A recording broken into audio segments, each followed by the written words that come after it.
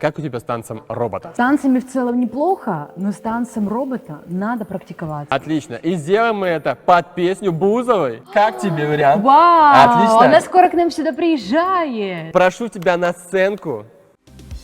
Когда волной накрывает боль, уже не видеть